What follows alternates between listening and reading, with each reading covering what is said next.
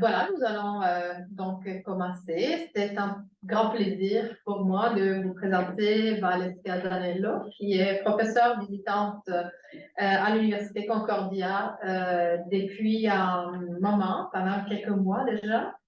Elle est en train ici d'écrire un nouveau livre sur les scripts culturels, le genre et les émotions. Elle est professeure associée au département de psychologie clinique à l'Université de Brasilia, au Brésil. Elle est diplômée en psychologie et philosophie avec un doctorat en psychologie. Elle recherche sur santé mentale et genre depuis 18 ans. Elle est autrice de nombreux articles et du livre Santé mentale, genre et dispositifs, culture et processus de subjectivation, publié en 2018, qui est un résultat de 13 ans de recherche. Elle vient de publier L'étagère de l'amour en 2022, dont elle va nous parler aussi aujourd'hui. Un autre livre, Dispositif de l'amour, qui est un livre de bande dessinée où sont montrés les déclencheurs et l'expérience quotidienne des femmes au Brésil sur ce qu'elles apprennent sur l'amour du point de vue émotionnel. Et aussi Émancipation jouant contre le machisme, qui est un jeu de cartes développé pour jouer avec les adolescentes aux écoles et pour les éduquer aux stéréotypes de genre et à la façon dont cela les affecte, les stéréotypes les affectent. Elle est aussi intéressée à utiliser les résultats des recherches scientifiques pour l'intervention sociale et la psychoéducation. Et notamment, elle coordonne le groupe de recherche santé mentale et genre. Et elle travaille sur une panoplie de sujets. Je peux aussi dire qu'elle est chercheure associée à l'IREF et qu'il y a des traductions aussi de ces ouvrages qui sont en train de se faire, qui sont en train de sortir en anglais, je pense, mais on essaiera aussi de voir si on peut se mobiliser pour des traductions françaises. Donc, aujourd'hui, Valeska va nous donner une conférence sur justement cette théorie de l'étagère de l'amour, genre, asymétrie émotionnelle et ses impacts sur la santé mentale. Je vais juste préciser que la conférence est enregistrée, mais la période de questions ne le sera pas pour ceux qui nous écoutent depuis la salle virtuelle. Donc, Valeska, merci beaucoup. On t'écoute. Bon, merci beaucoup. Je voudrais remercier à Chiara pour l'invitation et l'opportunité de partager des recherches que nous sommes en train de faire depuis presque 20 ans, moi et mon groupe aussi des étudiants, de master et de doctorat. Alors, je vais parler de l'étagère d'amour. C'est ce petit livre de poche que j'ai publié en décembre, le dernier décembre de l'année passée. Et je voudrais commencer en train de parler un petit peu comment j'en suis arrivée là-bas. C'est très important de dire que je ne suis pas venue des études de genre. Je suis venue de la philosophie, de la psychologie clinique, et c'est surtout avec mon expérience clinique que j'ai pensé que c'est impossible de penser la santé mentale au Brésil sans penser le genre. Parce que beaucoup de souffrances que j'ai trouvées entre les femmes, c'était lié à la violence de genre, invisibilisée et aussi naturalisée. Mais aussi avec l'expérience de la surveillance clinique dans le plus grand hôpital de santé mentale à Brasilia. C'est un hôpital très traditionnel. Il divise les hommes et les femmes. Et c'était incroyable le type de discours complètement différent que j'ai rencontré. Par exemple, pour les hommes, c'était presque toujours le délire, comment il était très riche, il faisait des sexes avec toutes les femmes très importantes, très jolies, des actrices. Et pour les femmes, c'était surtout une position de se plaindre. Et se plaindre surtout sur l'amour. Ah, j'étais trompée, il m'a laissé, il a un amant. Alors, j'ai commencé à dire, mais qu'est-ce qui se passe ici? Et j'ai eu une expérience très chouette parce qu'un jour, j'étais dans la partie des femmes et il y avait un radio, c'était un radio ancien, mais était en train de jouer une chanson qui était très populaire au Brésil qui disait « Ah, maintenant, tu es en train de me chercher et moi, je ne te veux plus. » Et elle faisait des visages comme ça. Il y avait une catharsis et tout le monde en train de danser. Même les femmes qui étaient catholiques ont commencé. Et je dis, mais c'est quoi? On a besoin d'utiliser ça. Et alors, bon, c'est un genre de musique que je n'aime pas. Country, on dit sertanejo. Et c'est toujours ce type de chanson. mais j'ai demandé à un élève pour faire une sélection et pour les mettre dans un CD. Et alors, j'ai commencé à compter les immobilisations que l'équipe des professionnels de santé utilisait dans tous les jours de la semaine. Ça, c'est un type d'intervention très violente et c'est important d'utiliser quand il y a quelques risques pour les patients ou pour les autres patients. Et c'était une surprise parce que les jours qu'on a fait les workshops avec la chanson, on n'a pas nécessité d'utiliser ce type d'intervention. Alors, ça veut dire que, bon, je n'ai pas guéri, mais j'ai fait une chose très chouette. Alors, j'ai commencé à penser, bon, ce genre, c'est tellement important pour créer la maladie mentale. On peut utiliser les gens aussi dans l'intervention de façon différente. Et ça, depuis presque 20 ans, je suis en train de rechercher ça. Alors, qu'est-ce que je voudrais souligner? Et pour moi, tous les sujets de mon recherche sont venus de l'ordinaire. La transformation de l'ordinaire en extraordinaire. Il y a un aphorisme que j'aime beaucoup d'Héraclite. Bon, on croit que c'était Héraclite qui a dit ou qui a écrit ça. Et l'idée, c'est que seulement qui attend l'inattendu peut le rencontrer. C'est un paradoxe. Alors, je pense que cette ouverture pour faire la science est très importante. Surtout pour nous qui travaillons avec les quotidiens, les choses sont tellement invisibles. Alors, quelques développements. J'ai développé une recherche qualitative avec les femmes et les hommes, avec ethnographie pendant 2 ans, au moins 5 heures par semaine. Je fais aussi des entretiens approfondis et analyses thématiques pour comparer quel était le discours. Et aussi, que j'ai déjà dit, le workshop avec des femmes, l'analyse des documents, ça veut dire des dossiers médicaux, c'était incroyable, en train de comparer les diagnostics et les symptômes. Seulement un exemple, par exemple, les femmes, c'était considéré un symptôme, la manque de désir et de plaisir avec le nettoyage de la maison. Alors, je dis, mais écoute, je ne peux pas dire ça, c'est un secret ici, parce que bon, je vais rester ici. Mais pour les hommes, ça n'était pas considéré un symptôme. L'obésité, c'était considéré un symptôme pour les femmes, mais pas pour les hommes. La vie sexuelle, c'était considéré un symptôme. Qu'est-ce que je vais souligner? Qu'il y a un idéal de genre aussi dans les diagnostics. Il faut parler de ça, parce que sinon, qu'est-ce que tu es en train de faire? On a fait aussi des études de cas, par exemple, c'était très ordinaire, les violences sexuelles dans les mariages, qui c'était invisible, par exemple, dans les diagnostics de dépression. Alors, je voudrais souligner que non seulement les gens et la race façonnent la souffrance, mais aussi ça peut être un instrument d'intervention. Mais il faut penser surtout dans les cas du patient. Je vais parler ça au fond parce que ça dépend si le patient est plus organisé ou plus désorganisé, mentalement, émotionnellement. C'est très important aussi de dire que dans la littérature, les gens, quand on parle de la santé mentale des gens, il n'y a pas beaucoup de choses. Et ce qu'on trouve, utilise les gens surtout dans la recherche quantitative et pour connaître l'incidence des troubles mentaux. Et aussi que les gens, presque toujours, c'est utilisé comme synonyme de sexe dans une tentative de lier les troubles mentaux et aussi les reproductifs des femmes. Ça, c'est très ancien, depuis les Grecs, hein. Ça veut dire l'hystérie, alors c'était l'utérus en train de se promener dedans nous, et nous en train d'être complètement folles. Ça n'a pas changé. Maintenant, c'est la dépression de la ménopause, la dépression postpartum, l'anxiété, c'est tout le temps. Et les femmes ne sont pas écoutées. Et c'est pour ça que je suis tellement intéressée de faire des recherches qualitatives. Parce qu'il y a des choses qu'il faut nommer. J'utilise alors la notion de la culture. C'est très important de souligner que j'utilise surtout la notion de culture qui a été développée par Clifford Geertz.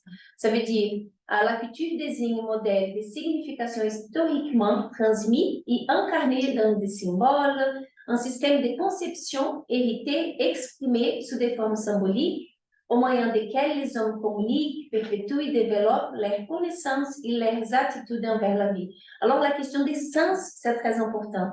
Parce que souvent, au dehors, les comportements semblent très, très proches, très pareils. Mais si tu vas rechercher les sens, c'est complètement différent. Par exemple, je sais peut-être, c'est sûr que tu as déjà écouté sur la violence entre les femmes et les hommes comme si c'était la même chose. Non, c'est pas la même chose. Il faut chercher les sens, making sense.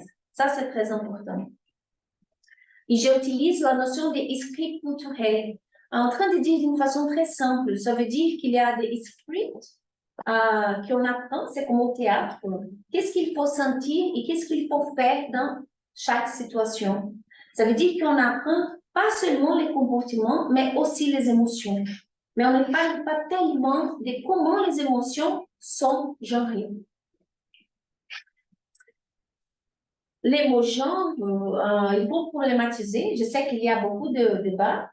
Au Brésil, maintenant, le mot genre est en train d'être utilisé dans 300 principaux. Ici, j'utilise l'idée de Wittgenstein, c'est un philosophe que je pense qui a apporté beaucoup des idées intéressantes, mais surtout pour penser comment les sens d'un mot, c'est lié à son usage.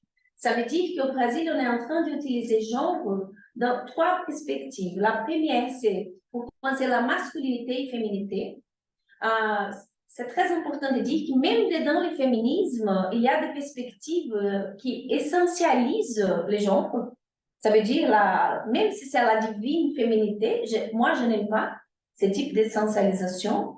Même si je travaille avec la première perspective, je pense qu'il y a des émotions, des comportements qui étaient historiquement attribués aux femmes et les hommes. Et ça change. Alors, je travaille avec la notion de le binarisme stratégique qui a été développé par Spivak. Ça veut dire que dans les cultures qui sont binaristes, il faut utiliser les concepts binaristes pour comprendre les conséquences du binarisme sur les gens, sur les relations. Ça, c'est très important, mais d'une façon critique. Le deuxième, c'est la orientation sexuelle et le troisième, l'identité des genres. Pourquoi? De mon point de vue, c'est très important de séparer parce qu'en train de penser la psychologie clinique, les processus de socialisation, subvertir l'orientation sexuelle et l'identité de genre, non nécessairement à faire la subversion des dispositifs de genre. Je vais parler de ça. Ça, c'est très important. Parce que les dispositifs de genre, c'est associé à ce qui c'est considéré, qu'est-ce que c'est être une personne. La notion de personne, de self, c'est culturellement conformé. Et dans les sociétés sexistes, et je pense que l'Occident, d'une façon générale, ou occidentalisé, ça veut dire colonisé, il y a des binarismes, et être une personne, c'est considérer être une femme ou être un homme. Alors, il y a un processus pour les faire devenir femme ou homme. Bien sûr qu'avec l'orientation sexuelle, l'identité des genres, on peut penser des configurations qui changent des choses, mais la notion de personne est là-bas. Je vais expliquer un petit peu plus ça après. Alors, ma position théorique, comme je dis, c'est le binarisme stratégique. Il faut dire que les genres n'est pas une essence ou une entité. Je pense que les genres, ce n'est pas universel. Et je sais qu'il y a beaucoup de discussions. Mais en fait, pour moi, ça ne fait pas la différence. Ça veut dire que je suis très intéressée en penser dans les sociétés où les genres existent, il y a des conséquences. Et maintenant, quand les gens disent « Ah, c'est une construction sociale », au Brésil, ça arrive beaucoup. Ça veut dire, ah non, je peux faire ce que je veux de moi. Ça ne marche pas comme ça. On ne fait pas, ça c'est une croissance néolibéraliste. Ça veut dire qu'il y a des choses que c'est très difficile de changer. Ce n'est pas les comportements seulement, mais la question de subjectivité et des émotions. Alors, il est construit historiquement et culturellement. Aussi, c'est très important de souligner comment dans les pays occidentaux ou occidentalisés, cela signifie comment certaines caractéristiques physiques ont été prises pour justifier les inégalités. Ça, c'est très important. C'est lié à l'histoire même de la conformation qu'on vit aujourd'hui. Je pense que ce livre, c'est très important. C'était écrit pour Oyeroke Oyumi, The Invention of Women. parce qu'elle a étudié je peux parler de ça, très vite. Ça va? Parce que bon, il y a des gens aussi, c'est pas ici, parce qu'ici tout le monde s'est recherché de ça, peut-être que c'est une répétition, mais je pense que c'est très important parce que o Yeronki Oyomi, qu'est-ce qu'elle a trouvé dans un groupe de Yoruba en Afrique? Même si elle pouvait percevoir la différence sexuelle n'était pas utilisée pour classifier les gens. Ça, c'est très important. Ça veut dire que la notion de sexe comme catégorie sociale n'existait pas. Il s'appelle la différence. Mais après la colonisation, ça a complètement changé. Alors, c'était créer la hiérarchie. Alors, un petit peu d'histoire, c'est très important aussi, les contextes où on avait la conformation de notions de binarisme, de genre aussi. Ça veut dire l'importance de la Révolution française et l'utilisation de certaines conceptions de nature pour exclure les femmes. C'est parce qu'on pouvait donner la naissance, ça veut dire être enceinte, que nous étions compris comme très liés à la nature et aussi au dehors de la vie publique. Mais c'est très important, il y a un auteur que j'aime beaucoup, c'est Amélia Valcar, c'est une féministe d'Espagne, et elle dit que le féminisme, c'est une espèce de fils bâtard de l'illuminisme, parce que les femmes ont commencé à utiliser, même la loi qui s'était utilisée pour créer les privilèges pour les hommes, contre les hommes, pour dire non, on fait aussi les droits d'être humain. Laquelle aussi a un très important travail. Il a étudié la représentation de la différence sexuelle dans l'Occident. Il montre comment les sexes ont été compris comme complètement différents depuis le 18e siècle et c'est lié au change social et économique. C'est pas le développement de la science. Ça veut dire que le capitalisme a eu besoin d'utiliser la différence sexuelle pour justifier l'inégalité. Ça, c'est très important. Parce que, bon, les émotions aussi jouent un rôle très important pour le capitalisme, les émotions genrées. Aussi les suffrages, l'importance, hier à Chiara, je suis allée à la conférence très brillante de Chiara. Il y a l'utilisation de la métaphore des vagues, il y a beaucoup de discussions, même dans la classification. Par exemple, les féministes d'Espagne pensent que la première vague a commencé dans la Révolution française, mais je pense que c'est didactique. Et alors, les années 70, où les mots genre a apparu, surtout est venu de John Monn et Robert Stoll, ça veut dire des chercheurs hommes qui étaient intéressés surtout dans les problèmes de l'identité de genre. Mais ça a aidé à nommer quelque chose qui nous intéresse. Et dans ce moment-là, avec Gayle Robbins, c'est pensé que le sexe était une chose biologique et le genre, la construction sociale sur cette chose biologique. Mais le problème principal de mon point de vue, c'est que les femmes et les hommes étaient pensés dans les singuliers et les femmes et les hommes qui ne se voyaient pas représentés ont commencé à contester.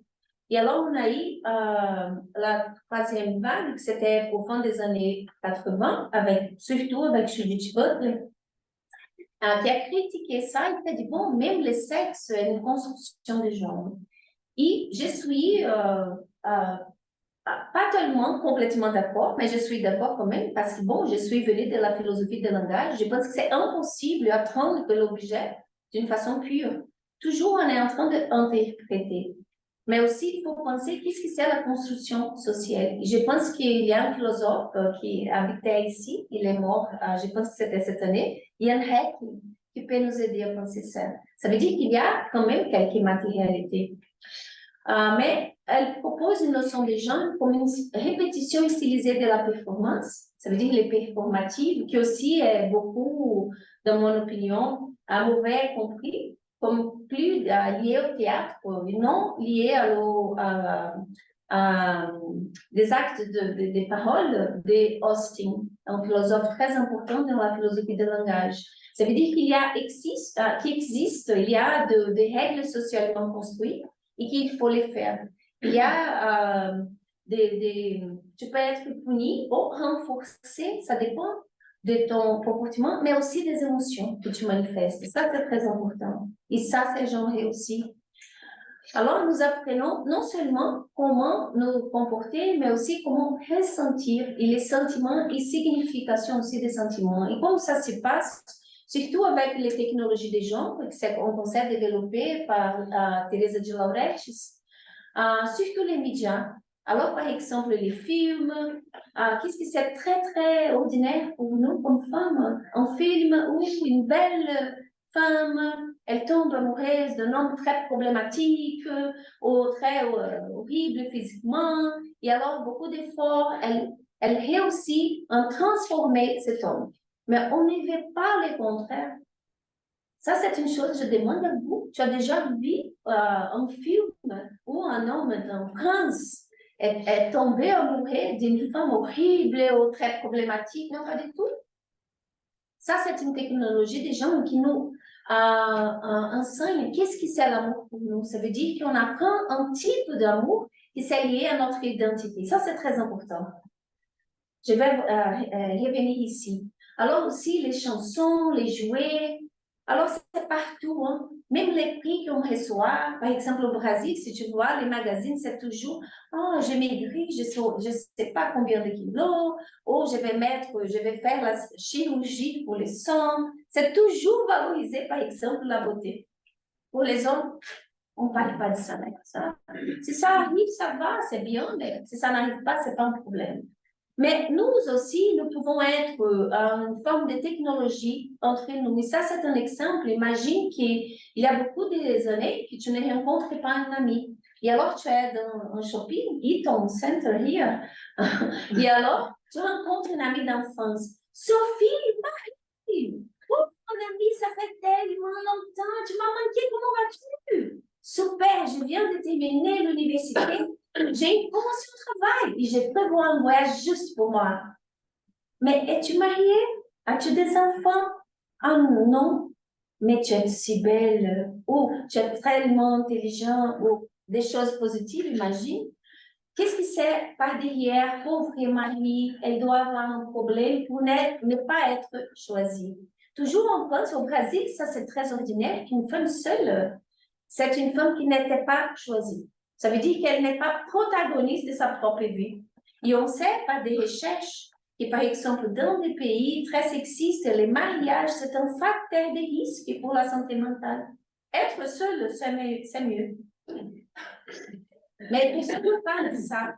Alors, des autres exemples aussi, des technologies d'un genre, on va faire la photo, et si c'est une fille, elle fait, écoute, le modèle, non, mais écoute. Alors, si elle fait comme une coquette, oh, mais c'est très joli. Et pour les garçons, le contraire. Alors, je propose, après 13 ans de recherche dans ces champs de santé mentale et genre, des catégories analytiques des genres pour les Brésiliens. Ça veut dire, je pense qu'il y a beaucoup de choses que je vais présenter ici. Il y a aussi ici, mais peut-être la configuration, ça peut être un petit différent. Par exemple, au Brésil, on a eu l'esclavage pendant 4 siècles. Ici, je pense que la pire relation, c'est avec les autochtones. Alors, il faut toujours penser à la configuration liée à l'histoire spécifique. Je pense qu'au Brésil, on a surtout 2 sentiers différents construits historiquement liés à ce qui est considéré être une personne, c'est devenir une femme ou un homme. C'est encore le binarisme. Pour les femmes, je propose les dispositifs amoureux et les dispositifs maternels, et pour les hommes, les dispositifs d'efficacité. C'est très important de dire qu'il y a quelques auteurs, par exemple, Conceição, c'est une professeure de la communication au Brésil, Tânia Navarro, qui étudie ici à IREF, qui utilise les dispositifs amoureux, mais même s'ils utilisent les mêmes mots, ce n'est pas le même concept. Ça, c'est très important. Alors, je vais parler un petit peu des dispositifs d'amour. Combien de temps j'ai déjà parlé? 20 minutes. Ah, ça va, grosso modo. Ça va. Alors, qu'est-ce que ça arrive dans les dispositifs d'amour? C'est l'idée d'amour romantique, c'est configuré historiquement.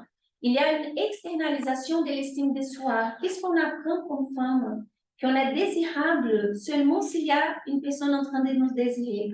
Alors, qu'est-ce que j'écoute, par exemple, des femmes au Brésil? Écoute, je suis en train de sortir avec beaucoup de hommes, parler Tinder, je ne sais pas comment dire, Tinder. Mais l'autre jour, il ne me envoie pas un message. Mais tu es intéressé à lui? Non, pas du tout. Je pense qu'il est horrible. Mais il veut recevoir un message. Ça veut dire être confirmé.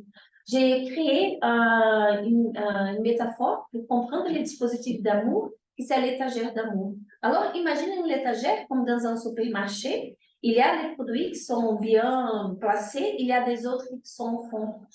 C'est la même chose. Ça veut dire que l'étagère d'amour, elle est médiatisée pour un idéal esthétique, qui s'était historiquement construit au Brésil. Au Brésil, quel est l'idéal? C'est être blanc, blonde, maigre et jeune.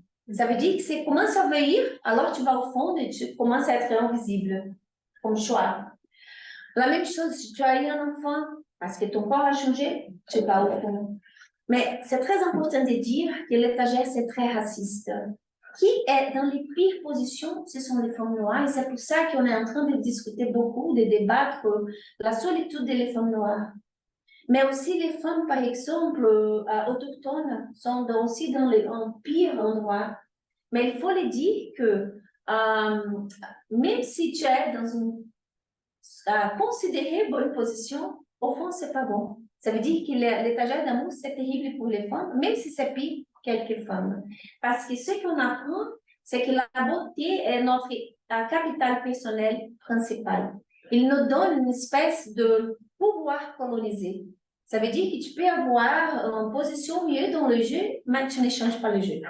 C'est pour ça que le nom du jeu de cartes, c'est l'émancipation. C'est pas empowerment. Je n'aime pas ces mots, hein, parce que je pense que c'est avoir une bonne position dans le jeu sans changer les structures. Et le néolibéralisme, de mon point de vue, est en train de capturer le féminisme et les mouvements de changement. Alors, une chose, qu'est-ce qu'on apprend comme femme? Que notre succès, réussir, c'est être choisi. Ça aussi crée une espèce de rivalité entre les femmes, parce que bon, je vais avoir plus de lumière pour être choisie aussi, si je peux finir la lumière de deux autres femmes.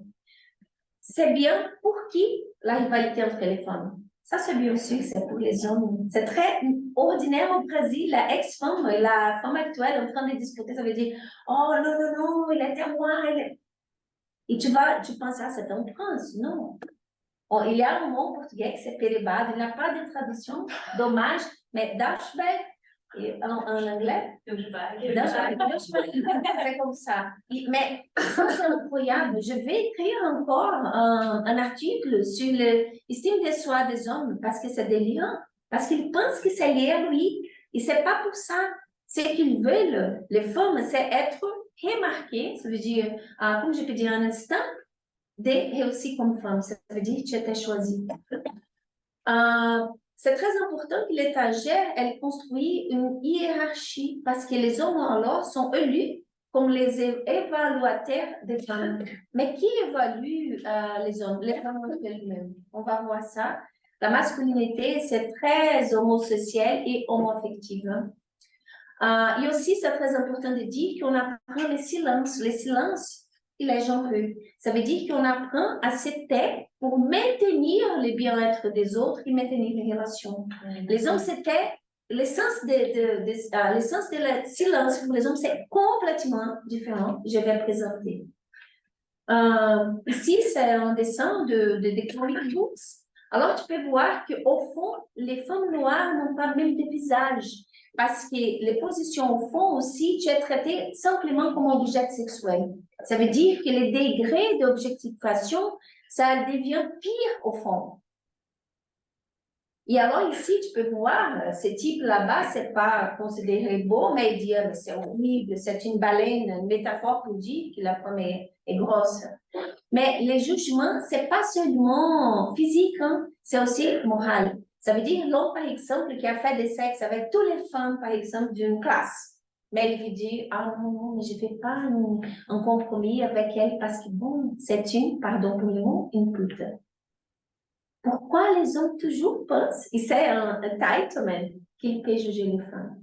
C'est sur ça. Ça, c'est genré et c'est socialement construit. Mettre fin à une relation amoureuse, c'est échouer en tant que femme. Ça, c'est très important. C'est pas seulement perdre l'homme, mais c'est perdre aussi une partie de l'identité. Ça veut dire que c'est retourner à l'étagère. Il faut parler de ça. Il faut travailler ça avec les femmes qui sont en train d'essayer de définir une relation abusive. Parce que notre succès, c'est lié à être, non pas seulement être choisi, mais aussi conserver cette position. Ici, c'est un exemple très ordinaire au Brésil. Imagine une couple, elle est noire et l'homme est blanc. Alors, il est en train d'arriver chez elle et alors il dit, « Oh, mon amour! » Elle dit, « Mon amour, quelle surprise! » Il dit, « Salut, ma belle, la couleur du péché. Tu m'as manqué. Et quand vas-tu me présenter à ta famille? Tu es très spéciale, mais je ne suis pas prête à m'engager dans une relation. » Un mois plus tard, Sarah découvre que Marcel est fiancé à une autre femme blanche. Ça veut dire bien localisé dans l'étagère. Ça, c'est très, très ordinaire au Brésil. Les dispositifs maternels, ils pointent à un flou historique entre la capacité attendue des femmes d'accoucher et de prendre soin. Ça veut dire que prendre soin, c'est une habilité humaine. Tout le monde est capable de le faire, mais c'était concentré dans la personne qui peut donner le sens. Et ça, c'est très intéressant. Bon, sûr qu'ici, je lis beaucoup de choses d'ici aussi. Il y a beaucoup de débats sur la concentration d'un travail qui est invisible sur les femmes. Par exemple, on a de sociétés autochtones au Brésil, les femmes donnent naissance, mais le travail de faire les soins, de prendre les soins, c'est collectif. C'est pas ça qui arrive dans l'Occident, généralement. Mais la métaphore de la pédagogie affective que je propose dans mon livre, c'est que j'appelle l'hétérocentrisme. Qu'est-ce que ça veut dire? Ça veut dire qu'on apprend, en train de devenir une femme, à toujours mettre dans les premières, les deuxièmes, les troisièmes places les intérêts, les désirs, la nécessité des autres. Peut-être un deuxième, je me rappelle de moi-même. Et les hommes, c'est complètement le contraire. Ça veut dire que c'est l'égocentrisme. Ça veut dire premier moi, deuxième moi, troisième moi, peut-être deuxième les autres. Et ça, c'est tellement visible que c'est difficile même de nommer. Je vais donner un exemple. Il y a comme une vague dans mon Instagram, j'ai beaucoup de, comment je peux dire, followers. J'ai plus que 200 000 de personnes qui dans mon Instagram. Et alors, c'était une vague sur l'expérience avec la nourriture. Et c'était incroyable parce que les femmes disaient, écoute, je suis venue d'une famille très pauvre. Et dans ma famille, c'était comme ça. S'il y avait un poulet, qui mangeait la meilleure partie, les hommes. Après, les garçons. Après, et dans la dernière position, les femmes. Et toujours, j'ai cru que ma mère, elle aimait, comme j'ai dit, comme les pieds du poulet. J'ai cru qu'elle aimait. Et non, c'est parce que c'était la dernière part. Tu as compris ça?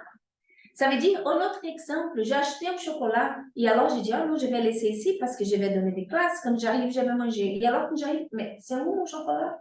Alors, par exemple, mon petit ami, il a mangé tout. Mais tu n'as pas pensé que je voulais aussi. Et nous, c'est le contraire. On dit, oh non, je vais laisser un petit parti pour lui. Je vais laisser un petit parti, par exemple, d'un sandwich. Tu comprends? Alors, c'est pire.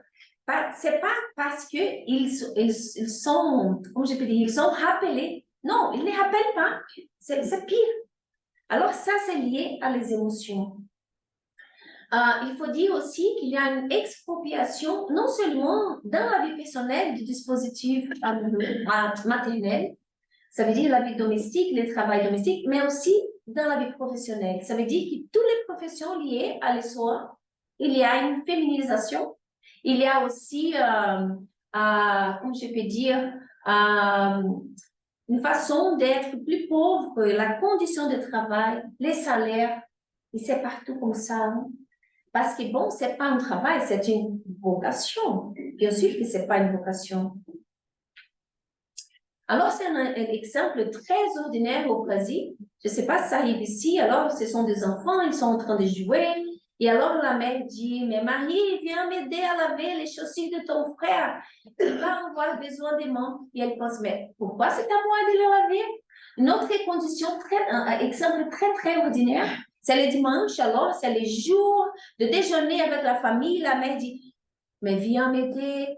On va laver les choses, on va faire, par exemple, le dîner ensemble. Mais pas appel, il n'y a pas un appel pour les garçons.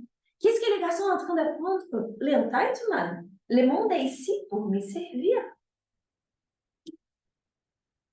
Et c'est très important de dire que généralement, au Brésil, quand nous, comme femmes, on dit non, on se sent très culpabilisé. C'est très difficile. J'ai écouté beaucoup dans la psychologie clinique le travail qui c'est dire non, non, non, je ne peux pas te dire. Être un homme, ça c'est très difficile. Alors, les masculinités, alors il faut dire que tous les jours que j'ai parlé de masculinité dans le singulier, c'est pour parler des masculinités hégémoniques, qui c'est important même pour penser les masculinités subalternes. Parce que l'idéal, c'est aussi utilisé pour jouer à soi-même par les hommes qui sont de la masculinité subalterne. Alors, qu'est-ce qui s'est compris, qu'est-ce que c'est être un homme? C'est surtout le rejet de ce qui s'est considéré lié aux femmes ou le monde des femmes. Ça veut dire ce n'est pas être une femme.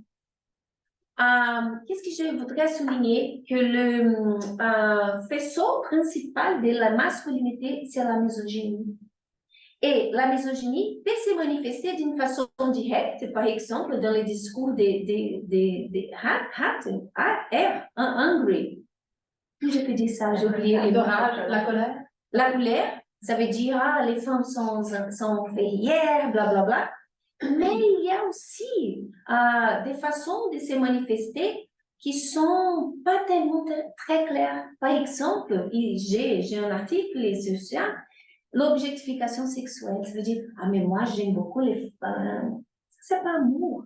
Parce que l'objectification sexuelle, c'est la transformation d'une personne en chose ou de partie des choses. Au Brésil, c'est les principales manifestations de la misogynie. Mais les gens ne pensent pas que ça, c'est misogynie. Ça, c'est chouette pour les hommes. La masculinité hégémonique, ça veut dire que ce sont les hommes qui sont plus proches de ce qu'on considère idéal pour la masculinité. La masculinité subalterne au Brésil, on a deux groupes principaux, ce sont les hommes qui sont noirs et les hommes gays. Il y a aussi des hiérarchies, mais ça ne veut pas dire qu'il n'y a pas aussi des complicités. Ça, c'est très important. Par exemple, et ça, c'est fluide. Je donne des exemples dans mon livre. Par exemple, un homme noir et un homme blanc, il peut faire complicité dans la homophobie. Un homme gay et un homme hétérosexuel peuvent faire des complicités dans la misogynie. Ça, c'est très important. Devenir un homme, c'est surtout mettre des autres femmes dans un lieu inférieur, mais aussi des autres hommes qui sont dans des masculinités subalternes. J'utilise beaucoup la métaphore de la maison des hommes. C'était une métaphore qui s'était créée par Daniel Welzegland.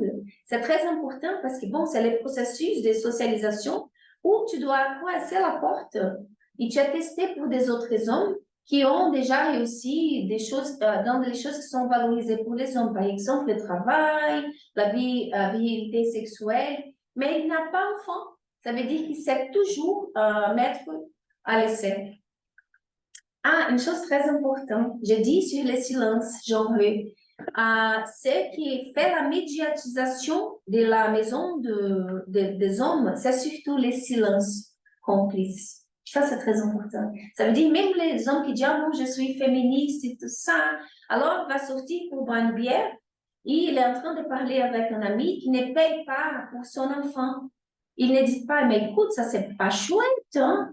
Ça, c'est pas chouette parce qu'il ne veut pas avoir ou être dans une position mauvais avec ses amis. Parce que qui évalue les hommes sont les hommes, pas les femmes. C'est il y a une hiérarchie. Alors, ça, c'est un exemple aussi, malheureusement, très ordinaire au Brésil. Alors, l'homme est sorti avec un ami pour boire de la bière. Il est devenu ivre. Et alors, la femme essaye de parler avec lui. C'est pas possible. Alors, elle essaye de parler avec l'ami. Et alors, il dit, j'ai mon mari avec toi. Oui, mais il a trop bu. Il est dort là. Mais en fait, il est en train de la tromper. Les dispositifs d'efficacité, alors c'est les dispositifs que je propose pour penser la socialisation des hommes. Il est basé sur deux axes, la virilité sexuelle et la virilité au travail. De la même façon que la maternité a changé beaucoup dans l'histoire, qu'est-ce que c'est la maternité, qu'est-ce que c'est l'idéal, l'amour maternel, la notion de travail aussi, il est devenu très important, surtout avec le capitalisme. Ça veut dire, par exemple, qu'avant, on travaillait pour survivre. Aujourd'hui, on vit pour travailler. Ça a changé beaucoup. Il est lié à l'identité des hommes d'une façon différente. Et l'intérêt aussi, c'est surtout les statuts et l'argent. Et ça augmente aussi la possibilité d'accès aux femmes bien placées dans l'étagère d'amour. La virilité sexuelle, c'est le type de virilité qui a duré plus dans l'histoire de l'Occident. Il y a des autres aussi. Mais l'essence de cette virilité a changé beaucoup. Hein. Par exemple, si on fait la comparaison entre les Grecs et aujourd'hui, par exemple, la notion d'homoérotisme, ce n'était pas une question d'identité. C'était même un prérequisite pour devenir un homme. Ça a changé beaucoup avec la psychiatrie. Alors, quel est le signe de réussite pour la virilité sexuelle? C'est être non passive, c'est fermer, ça c'est une métaphore très importante. Dans les corps, ça veut dire non pas faire le sexe d'une façon passive, mais aussi dans les émotions. Et sexuellement active, on peut voir ça à travers le nombre d'actes sexuels et nombre de femmes de relations sexuelles.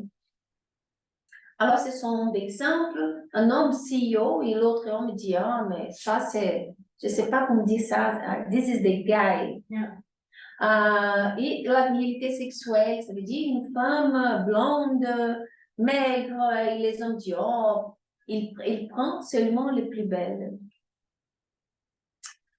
Alors, je vais parler un petit peu des gens de santé mentale. J'ai 5 minutes, ça va. Alors, ce sont quelques recherches qu'on a fait. Par exemple, la violence contre les femmes et santé mentale. On sait, il y a beaucoup de recherches qui montrent qu'il y a une autre corrélation entre la dépression et la violence qui s'était commise par un partenaire amoureux.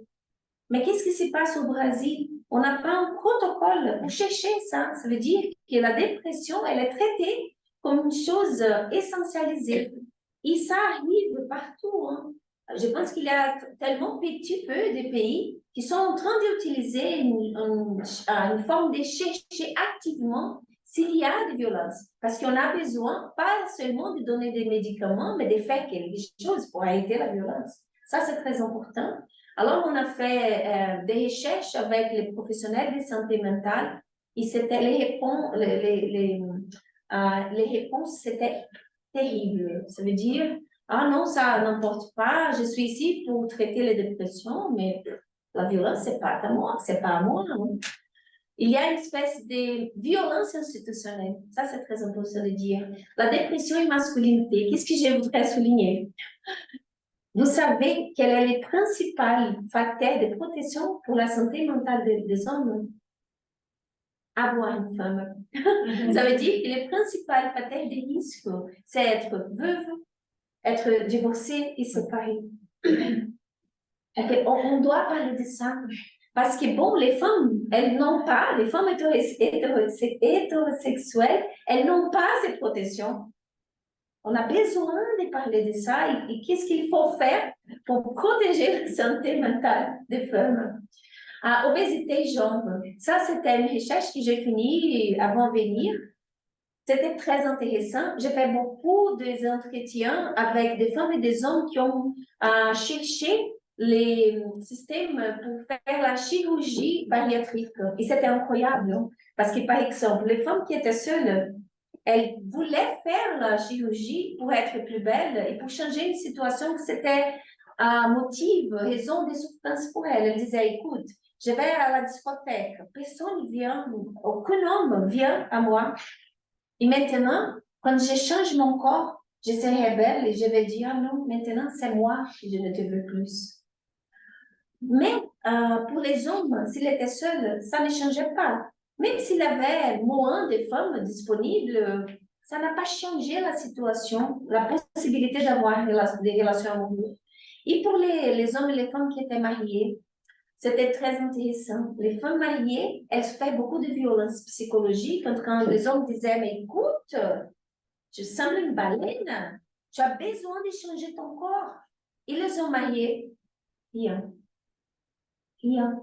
Ça veut dire que les raisons, c'est ah non, je veux faire attention à ma santé. Il y a aussi une chose qui, pour moi, c'était très intéressant, c'est que les hommes qui étaient gros, depuis qu'il était enfant, ils disaient, mais écoute, je ne sais pas, Vanessa, qu'est-ce qui arrive, parce qu'il a changé beaucoup. Même si j'avais quelques femmes quand j'étais jeune, mais maintenant, c'est trop plein de femmes, c'est moi. Je pense que c'est ma capacité rhétorique. Je te rappelle, l'estime de soi délirante, c'est ça. C'est parce que les femmes sont en train de devenir dans une mauvaise position dans l'étagère d'amour. Ça veut dire que les femmes commencent à être désespérées. Ça veut dire que le premier homme qui dit « Ah bonjour, mais peut-être c'est lui, c'est un prince », la capacité de transformer un frog et un prince des femmes, c'est incroyable. Mais on apprend ça. On apprend ça. C'est seulement un frog. Oui, ça c'est très un douchebag. Et aussi, une chose très intéressante aussi, j'ai trouvé aussi un changement avec l'orientation sexuelle. Les lesbiennes n'ont pas souffert de violence. Ça, c'est très important. J'ai dit que la subversion de l'orientation sexuelle ne change pas le dispositif, mais change la configuration. C'est très, très ordinaire dans le monde lesbiennes. Au Brésil, les dispositifs amoureux, et on fait même une blague qui dit non, les lesbiennes, elles n'ont pas comment je peux dire, avant le mariage. Tu sais, une relation casuelle, c'est toujours, elle vient avec les trucks, les camions, avec toutes les choses pour habiter ensemble. Mais ce sont deux dispositifs amoureux. Ça veut dire que c'est pas, il n'y a pas une hiérarchie parce que tu donnes beaucoup, mais tu reçois. Les situations, les relations qui sont hétérosexuelles, nous ici qui sommes hétérosexuels, nous donnent 100% et on reçoit 10%. Et entre nous, par exemple, Kiara, tu as vu les maris de Kiara? Oh, il est très, très joli, il est très important, il fait beaucoup de choses parce que, bon, tous les anniversaires, il fait un gâteau. C'est le minimum. Ça veut dire qu'on reçoit tellement peu, que quand on reçoit un petit plus, on dit, mais il est très spécial, il t'a donné un vêtement qui, c'est pour toi, c'est tout pour vous. C'est sur ça. Les contraires, qui toujours, par exemple, au Brésil, si tu as un cancer au sang, qu'est-ce qui arrive aux femmes? Ils sont abandonnés. Qui fait attention à les femmes qui soignent, c'est surtout les autres femmes. On a besoin de parler de ça. Entendre que les poids et les jambes, seulement pour dire que les hallucinations, on a fait une recherche pendant plus d'une année sur les hallucinations auditives. Et c'est incroyable, parce que aussi c'est genré. Un exemple pour les femmes, il y a eu une femme qu'on a eu des entretiens, et elle a raconté beaucoup de violences de son mari, et elle écoutait les voix quand il venait de travail, il disait, mais c'est où ma nourriture? Va faire un café pour moi. Et les voix commençaient à dire, mettre les sel dans les cafés. Moi, j'aime beaucoup cet exemple, mettre les sel. Il rigolait beaucoup. Ça veut dire que c'était une chose pour elle tellement difficile qu'il retournait par les voix d'une façon à d'essayer de mettre en action des questions genrées. Autre exemple, les voix pour les femmes, ça c'est très intéressant. Je t'ai envoyé aujourd'hui aussi les chapitres. Les voix aussi utilisaient beaucoup d'idéaux esthétiques contre les femmes. Ça veut dire, mais tu es très grosse, tu es ridicule, tu es grosse. Ça veut dire, les idéaux retournaient par les voix. Alors, ça veut dire, il ne faut pas traiter seulement les voix, il faut changer les questions de genre. Et aussi les émotions, jalousie, l'amour. Bon, je pourrais parler beaucoup de choses, mais on n'a pas de temps. Je voudrais seulement souligner que les gens, oui, il est important pour comprendre que les déclencheurs de la santé mentale, des souffrances, ce qui a touché les sens, son rôle social et psychique, le développement et les impacts, les facteurs de protection et des risques. Et aussi l'interprétation, beaucoup de fois implicite des professionnels de santé et des patients. Et on peut utiliser alors les gens comme instrument d'intervention, comme sauvetage d'identité. Et je pense qu'on doit utiliser comme ça quand les patients sont complètement désorganisés ou comme moyen de déconstruire ce qui peut apparaître comme naturel au l'instant. Ça, pour les patients qui sont plus organisés. Alors, il faut mesurer aussi la situation de souffrance, la capacité de revenir. Par exemple, avec les patients psychotiques qui étaient dans une crise, j'ai utilisé les workshops de beauté. Et ça a fait des différences pour elles. Je suis en train de faire beaucoup des interventions sociales. Je pense que Chiara, ça va, a déjà parlé sur ça. J'ai apporté ça je vais laisser avec Chiara, mais vous pouvez, si vous avez aussi intérêt, ici pour partager, pour voir un comic book, un jeu de cartes, les livres de poche. Ça va. Et pour finir, je pense que toute psychologie clinique et culturelle, même si elle ne sait pas, il ne réfléchit pas. Et je pense que ça, c'est la pire position. Je pense aussi que nos psychothérapies sont une sorte d'ethnothérapie qui fait sens dans les cultures occidentalisées. Et nous devrions rechercher quels éléments, facteurs sont importants dans la culture dans laquelle nous travaillons. Ça, c'est très important. Par exemple, la question des femmes autochtones ici, il faut les faire. Il faut les faire. Et même dans le même pays, on peut avoir des différences importantes. Par exemple, le Brésil, c'est énorme comme au Canada. Mais si on va au nord, où il y a beaucoup de peuples autochtones, la pire position, c'est pour les femmes autochtones. Alors, il faut utiliser, rechercher la réalité pour penser les interventions sociales, sociaux. Oui, c'est ça. Merci beaucoup. Merci beaucoup, Vanessa. Merci pour cette conférence extrêmement riche. Je pense qu'il va y avoir des questions. Nous avons 15 minutes, grosso modo, pour discuter. Donc, on va prendre les questions